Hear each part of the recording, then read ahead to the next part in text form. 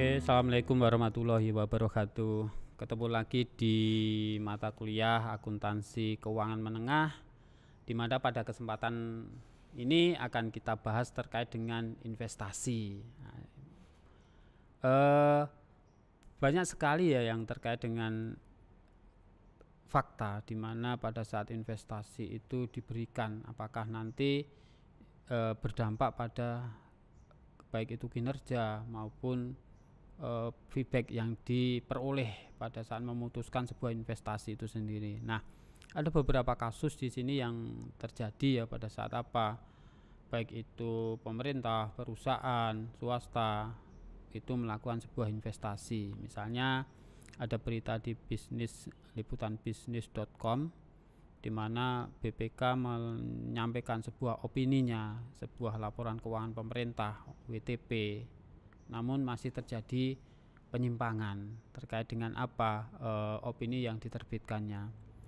Lalu terkait dengan alokasi dana desa, ya masih dipakai banyak pekerjaan yang fiktif, tetapi dana desa itu tidak dialokasikan sesuai dengan apa yang ada. Pekerjaannya dananya ada, tapi pekerjaannya tidak dilaporkan ada. Nah, sehingga nggak sesuai nantinya. Kemudian kenapa perusahaan ya Standard & Poor's itu menaikkan ranking atau peringkat dari obligasi atau obligasinya ya untuk meraih dana. Nah, sehingga di sini terkait dengan kenaikan rating sebuah obligasi itu bisa memicu investor untuk membelinya. Nah, kemudian banyak fakta juga terkait dengan Standard & Poor's tadi, di mana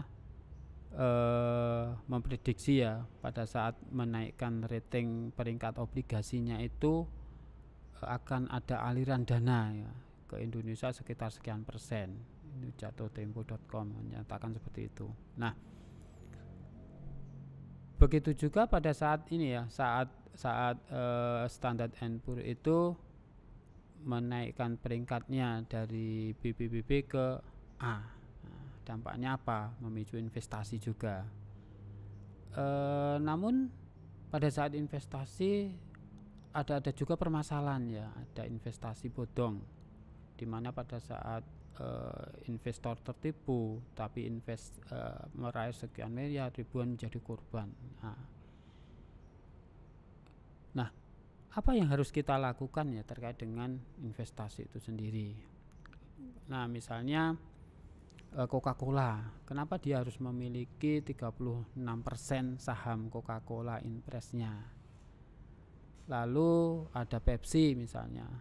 Pepsi ini memiliki 48% saham Pepsi Bourbon Group. Kemudian 41% Pepsi American. Karena tidak punya 50% perusahaan ini, maka tidak membuat laporan konsolidasi nantinya. Nah, perusahaan menghitung investasinya dengan metode ekuitas, melaporkan pos laba tunggal untuk laba dari pembotolan dengan jumlah bersih dari investasi ke laporan neraca. Nah, misalnya Pepsi tadi ya, dia memiliki sekian persen untuk pembotolan dari Coca-Cola misalnya. Ini contoh. Nah, di sini investasi itu bisa kita lihat dari dua sisi nantinya. Bagaimana pada saat investasi itu dilihat dari ekuitas. Nah, nanti yang utang kita bahas di pertemuan berikutnya. Nah, investasi dalam sekuritas utang ini terbagi dalam 3 komponen ya nantinya. Bagaimana kepemilikan saham yang diterbitkan oleh perusahaan itu dimiliki kurang dari 20%. Lalu investor memiliki kepemilikan atas saham 20-50%. Sedangkan bagaimana nantinya investasi di mana pada saat kepemilikan sahamnya itu lebih dari 50%. Karena Karena memang yang kita bahas di poin ini adalah investasi dalam sekuritas ekuitas atau modal itu sendiri. Untuk mendapatkan tingkat apa toh yang menyebabkan orang berinvestasi ya, mungkin untuk mendapatkan tingkat return yang sangat tinggi, untuk mengamankan kegiatan tertentu, untuk pendanaan tertentu dengan perusahaan lain ya, misalnya tadi ada perusahaan pembotolan, Coca-Cola akan mengakuisisi, membeli sekian persen sahamnya. Nah, sehingga di sini akan untuk mengamankan sebuah kegiatan atau aktivitas bisnis itu dengan perusahaan lain. Perusahaan mencatat investasi berdasarkan apa? Jenis sekuritas. Apakah ke ekuitas nantinya atau ke utang? Nah, dilihat dari tujuannya itu sendiri ya. Tujuannya, kalau untuk sekuritas ekuitas merencanakan untuk dijual, maka pendekatan penilaian adalah nilai wajar. Nah, sehingga melakukan sejumlah pengendalian nantinya pakai metode ekuitas di sini. Nah, kita gambarkan sebagai sekuritas yang menunjukkan bagaimana kepemilikan saham. Misalnya karena saham itu bisa ada saham biasa, ada saham preferen, kemudian nanti bagaimana menyajikan modal saham itu sendiri. Nah, sekuritas ekuitas itu mencakup hak untuk apa? Memperoleh dan melepas bagian kepemilikan yang disepakati, apakah call option atau put option. Nah, apakah memperoleh, membelinya, atau pada saat bagaimana kepemilikan itu akan dilepas atau dijual. Investasi oleh perusahaan memperoleh bagian atas saham biasa perusahaan lebih menentukan perlakuan akuntansi untuk investasi sesudah diakuisisi. Hak suara investasi diklasifikasikan menurut apa? Persentase kepemilikan saham. Nah, sehingga di atas tadi sudah kita singgung ya, bagaimana pada saat apa investor itu memiliki persentase saham kurang dari 20%, memiliki kepemilikan saham 20-50%, kemudian memiliki 50% dari sahamnya. Nah, kira-kira mempunyai hak dan kewajiban yang bagaimana? Nah, ini memiliki hak suara. Ya, diklasifikasikan menurut apa? Persentase atas kepemilikan itu sendiri. Investasi dalam sekuritas modal dikelompokkan atas dasar persentase kepemilikan tadi ya. Kalau kurang dari 20%, maka investor memiliki hak pasif. Ya, mungkin cuma pengen mendapatkan terkait dengan dividen nantinya. Jika 20-50, ya investor memiliki pengaruh signifikan, hak suara mungkin nantinya. Nah, kalau di atas 50%, investor memiliki kontrol interest atas apa? Ya, sebuah perusahaan itu sendiri. Mungkin ya sebagai pengelola, pemegang atas apa? Kontrol, kendali untuk aktivitas sebuah entitas itu sendiri. Karena apa? Memang sahamnya mayoritas dikuasai atau di atas 50%. Nah, bagaimana nanti terkait dengan akuntansi dan pelaporan untuk sekuritas modal, di mana apa? Tergantung dengan persentase kepemilikan dan jenis sekuritasnya. Nah, misalnya kurang dari 20%, ya di sini saham itu tersedia ya, dimiliki untuk tujuannya jaga-jaga atau apa ya, nilai wajar nanti diakui sebagai modal. Kalau diperdagangkan atau trending, maka nilai wajar dan kelebihannya atau itu diakui ya sebagai apa? Laba.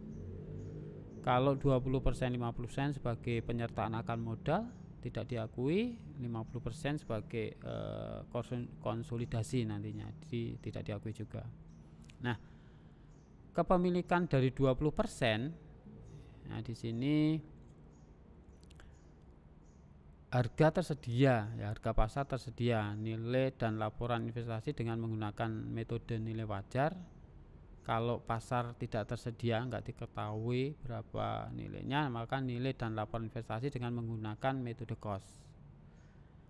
Sekuritas dilaporkan sebesar kosnya, dividen diakui ketika diterima, dan laba rugi hanya diketahui pada saat apa sekuritas itu akan dijual. Kalau kepemilikan 20%, nah ini sebagai sebuah ilustrasi ya, di mana ada perusahaan ya, PT Hilmi ini memiliki beberapa saham. Ada PT DK sebesar 257.700, PT Belva 317.500, kemudian PT Adelia 141.350 dengan total harga perolehannya 718.550. Nah, dengan kepemilikan 20% di sini pada tanggal 18 Desember 2019 perusahaan menerima dividen tunai kas dividen ya sebesar 4.200 dari PT DK. Nah, dari PT DK di mana apa? Saham yang dimiliki 259 di sini. Kemudian 12 Desember investasi akan mencatat ya, investasi saham tadi ya, dari transaksi tadi akan dicatat investasi saham pada kas sebesar total dari kepemilikan saham itu sendiri. Kemudian pada saat penerimaan cash dividen ya kas pada dividen. Nah, kepemilikan yang kurang dari 20% masih apabila diinformasikan di mana harga pasar di 30 Desember 2012 ini. Nah, misalnya di sini diketahui kos dulu harga perolehannya ini, tapi nilai wajar ya kalau kita lihat di PT DK, PT DK ini terjadi laba karena apa? Harga nilai wajarnya itu di atas nilai perolehan atau kosnya. Nah, tetapi ada PT Belva dan Adil itu mengalami kerugian karena apa? Nilai wajarnya lebih rendah daripada saat perolehan. Kalau diakumulasi di sini terhadap perolehan ketiga saham itu mengalami kerugian ya, karena apa? Dari total nilai wajarnya itu lebih rendah dari total harga perolehannya, ada selisih 35.550. Nah, portofolionya bagaimana nantinya? Ya, portofolio sekuritas PT Hilmi yang tersedia untuk dijual keuntungannya 15.300, kerugiannya 50.850. Nilai wajar portofolio sekuritas yang tersedia untuk dijual 35.500 itu lebih rendah dari biayanya. Maka terjadi sebuah kerugian laba rugi pada investasi sebesar 35.500. Nah, bagaimana kalau kepemilikan 20 sampai 50? Nah, metode ekuitas yang dipakai mencatat investasi pada kas dan melakukan penyesuaian setiap periodenya. Hak proporsional perolehan laba dividen yang diterimakan oleh investor. Nah, hak proporsionalnya bagaimana ya? Nanti kebijakan perusahaan untuk mendapatkan perolehan atau pembagian laba bagaimana sesuai ketentuan. Nah, jumlah tercatat investasi secara periodik ditambah atau dikurangi dengan bagian proporsional investor atas laba rugi invested yang dikurangi dengan semua dividen yang akan diterimakan. Kemudian kalau 50%, nah, sehingga sebagai kontrol interestnya ketika sebuah perusahaan memiliki saham perusahaan lebih dari 50%, ya investor dianggap sebagai perusahaan induk atau parent. Investor dianggap sebagai apa? Perusahaan anak investednya. Nah, investor tersebut dilakukan sebagai investasi jangka panjang.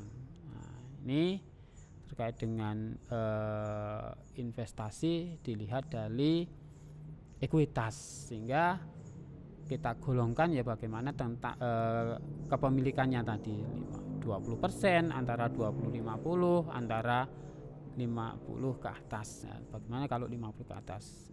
Itu yang bisa disampaikan terkait dengan investasi dilihat dari sekuritas utang. Oke, sekian. Assalamualaikum warahmatullahi wabarakatuh.